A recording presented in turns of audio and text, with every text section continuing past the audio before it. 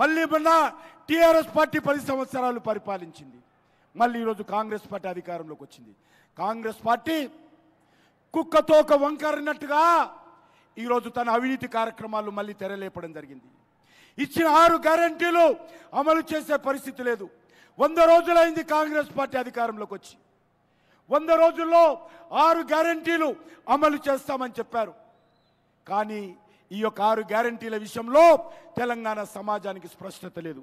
అందుకే మనందరినీ కోరుతా ఉన్నాను, ఈరోజు ఈ రాష్ట్రం ముందుకెళ్లాలంటే, దేశంలో ఒక సుస్థిరమైనటువంటి ప్రభుత్వం రావాలంటే, దేశంలో ఈరోజు నరేంద్ర మోడీ గారి నాయకత్వము మరొకసారి హ్యాట్రిక్ ప్రధానమంత్రిగా నరేంద్ర మోడీ గారిని మనం ఆశీర్వదించాల్సినటువంటి అవసరం ఉంది. అంతేకాకుండా ఈరోజు గత 10 సంవత్సరాలుగా నరేంద్ర మోడీ గారి నాయకత్వంలో తెలంగాణకు అండగా ఉన్న విషయాన్ని మనం చేస్తా ఉన్నాను. వారు గత కొన్ని సంవత్సరాలుగా మరి ఏ రకంగా తెలంగాణలో అన్ని జిల్లాలు పర్యటిస్తూ ఉన్నారో మనం చూస్తూ ఉన్నాము. గత కొద్ది రోజులుగా దక్షిణ భారతదేశంలో నరేంద్ర మోడీ గారి నాయకత్వంలో ఏ రకంగా సౌత్ ఇండియా అభివృద్ధి కోసం కూడా వారు కృషి చేస్తున్నారో మనం చూస్తూ ఉన్నాము.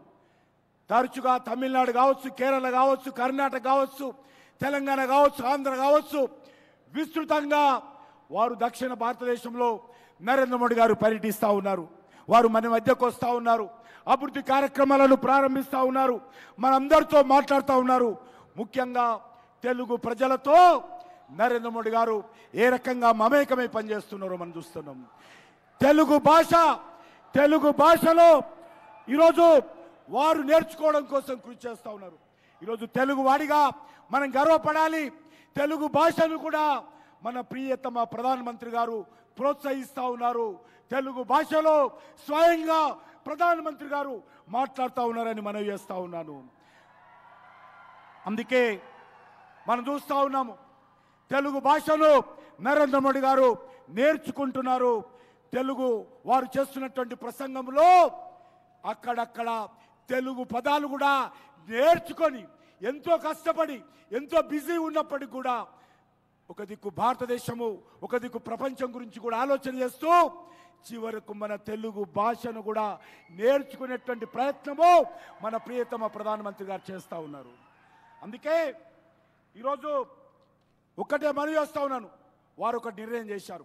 నేను హిందీలో ఎక్కడ దేశంలో ఎక్కడ మాట్లాడినా, ఏ కార్యక్రమాలకు వెళ్ళినా నేను మాట్లాడినటువంటి ఉపన్యాసము నా తెలుగు ప్రజలకు వినాలి, నా తెలంగాణ ప్రజలు వినాలి. దానికోసమే ఈరోజు వారి ప్రసంగాలన్నిటిని కూడా తెలుగులో వినే విధంగా వారు మరి అందుబాటులో తీసుకొచ్చారు. కాబట్టి నేను మీ అందరినీ కోరుతా ఉన్నాను, మీ ద్వారా యావత్తు తెలుగు ప్రజలకు, తెలంగాణ ప్రజలను కోరుతా ఉన్నాను, నరేంద్ర మోడీ గారి ఉపన్యాసాలు తెలుగులో వినండి. ఈరోజు వారు నమో ఇన్ తెలుగు ట్విట్టర్లో మనం వెళ్ళినట్లయితే మొత్తం ఉపన్యాసాలన్నీ కూడా తెలుగులో ఉన్నాయి. కాబట్టి ఆ ఉపన్యాసాలన్నీ కూడా వినాల్సిందిగా యావత్తు తెలుగు సమాజానికి, యావత్తు తెలంగాణ సమాజానికి నేను విజ్ఞప్తి చేస్తా ఉన్నాను. వారు ఎంతో ఈరోజు తన ప్రసంగంలో తెలుగు భాష ఉండేందుకు వారు ప్రయత్నం చేస్తూ ఉన్నారు. కాబట్టి తెలుగు ప్రజలంతా సహకరించాల్సిందిగా తన ఆలోచనలను నరేంద్ర మోడీ గారు తెలంగాణ ప్రజలకు పంచుకోవడం కోసం కృషి చేస్తూ ఉన్నారు.